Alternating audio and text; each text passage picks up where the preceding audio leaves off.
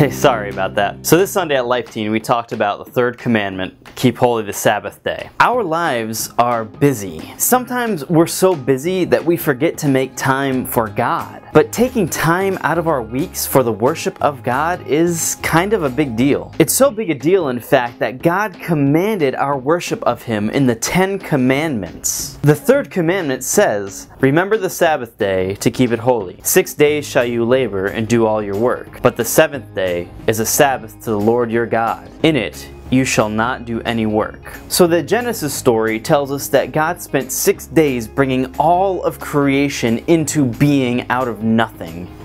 Then on the seventh day, He rested. So you see, rest is built into creation itself. It is out of a spirit of gratitude and justice that we render to God, the creator of everything, the worship that He is due. But in today's world, we kind of take the idea of rest for granted. Now, when we talk about rest, we're not talking about sleeping until 3 p.m. on Sunday or eating nachos and binge watching Netflix all day, and we're not even talking about sitting around in your pajamas and training Pokemon all day. Rest is meant to be a time where we set aside the cares and concerns of our week to honor the Lord who is risen indeed from the dead. Our Sabbath day of rest is meant to be something special, something that orients us to the worship of the Lord of the universe. As Catholics, we're obliged to make Sunday a holy day. In fact, as Catholics, we are under penalty of sin if we deliberately miss a Sunday Mass or any holy days of obligation. And this is a grave sin that we are guilty of.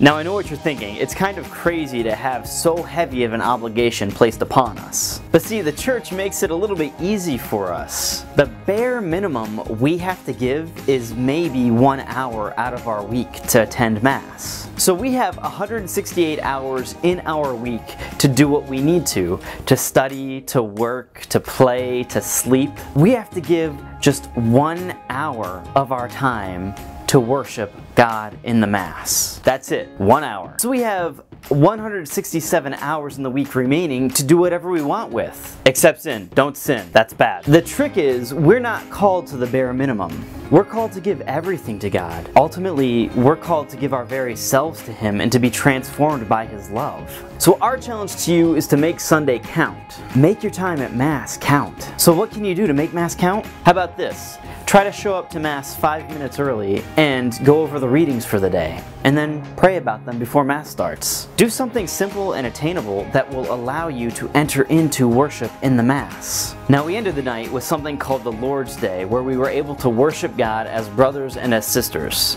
Now I apologize to the men for having to listen to me sing and attempt to lead worship on a guitar, but I want to give a special shout out to Joey Ryan, who also played guitar for the night and helped me lead worship for the men. He's way better than I am. Men, for a good version of the song we attempted to sing, check this video right here. It's by Matt Maher, and he does a way better job than I could ever hope to do. Ladies, for the song that you sang, you can check this video right here and refer back to it if you liked it and enjoyed it and you want to sing at home. Thanks, and I hope to see you this Sunday.